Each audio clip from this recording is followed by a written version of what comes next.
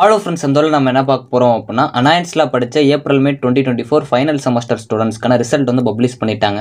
So இதோட overall result வந்து எப்படி வந்திருக்கு அப்படிங்கிற பார்க்கலாம். WH1 வந்து ரிசல்ட் வந்திருக்கு அப்படின்னா அதோட ரிசல்ட் எப்போ வரும் அப்படிங்கிற பற்றி பார்க்கலாம். Provisional certificate and consolidated statement of grades இதுக்குரிய அந்த சர்டிஃபிகேட்ஸில் எப்போ கொடுப்பாங்க அப்படிங்கிறத ஒரு டேட் மென்ஷன் பண்ணி சொல்லியிருக்காங்க. இதை பற்றி நம்ம இந்த வீடியோவில் பார்க்கலாம். ஸோ வாங்க வீடியோக்குள்ளே போகலாம். ஓகே ஃப்ரெண்ட்ஸ், ஃபஸ்ட் எடுத்தோன்னே பார்த்தீங்க அப்படின்னா அனாயன்ஸில் படித்த April May 2024 final semester regulation 2017 students உங்களுக்கான ரிசல்ட் வந்து பப்ளிஷ் பண்ணிட்டாங்க. நீங்களும் செக் பண்ணி பார்த்துருப்பீங்க. ஸோ மெஜாரிட்டியாக நம்ம ஆல்ரெடி சொன்ன மாதிரி உங்களுக்கு இப்போ 8th செமஸ்டரில் எந்த ஒரு அரியருமே இல்லை அப்படின்னா உங்களுக்கு ரிசல்ட் வந்து பப்ளிஷ் ஆகிருக்கும். பாசிட்டிவாக பாஸ் அப்படின்னு சொல்லிட்டு வந்திருக்கும்.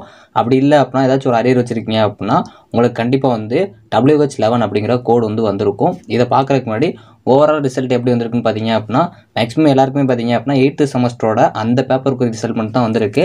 இதில் மெஜாரிட்டி எல்லாருமே பாஸ் ஆக தான் செஞ்சுருப்பீங்க. இந்த WH11 அப்படின்னா என்னென்னு உங்களுக்கு தெரிஞ்சிருக்கும். Result will be alone with lower semester results அப்படின்னு சொல்லியிருப்பாங்க.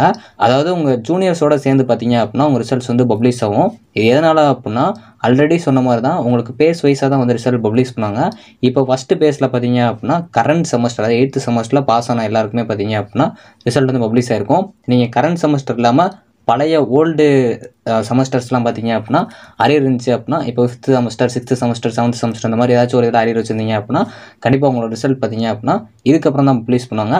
ஸோ இந்த WH11 ரிசல்ட் வந்து எப்போ பப்ளிஷ் ஆகும் அப்படின்னு பார்த்தீங்க அப்படின்னா போன டைம் வந்து ஒரு 1 மந்த்லேருந்து ஒரு 2 or 3 வீக்ஸ்க்கு அப்புறம் தான் வந்து பப்ளிஷ் பண்ணாங்க.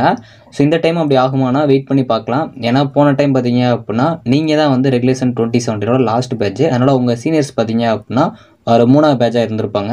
ஸோ அவங்களோட ஜூனியர்ஸ் அப்படிங்கிறப்போ நீங்களாக இருந்திருப்பீங்க. அதனால் அவங்களோட சேர்த்து அவங்க ரிசல்ட் வந்து பப்ளிஷ் ஆகிருக்கும்.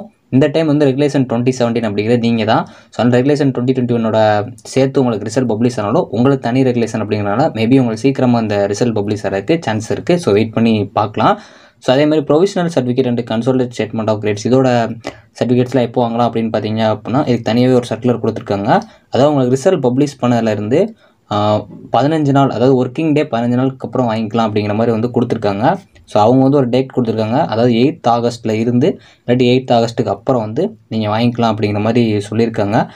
ஓகே ஃப்ரெண்ட்ஸ், ஓவராலாக இன்றைக்கி பார்த்தீங்க அப்படின்னா ஃபைனல் செமஸ்டர் ரிசல்ட் வந்து பப்ளிஷ் ஆயிடுச்சு. தேங்க்ஸ் ஃபார் வாட்சிங்.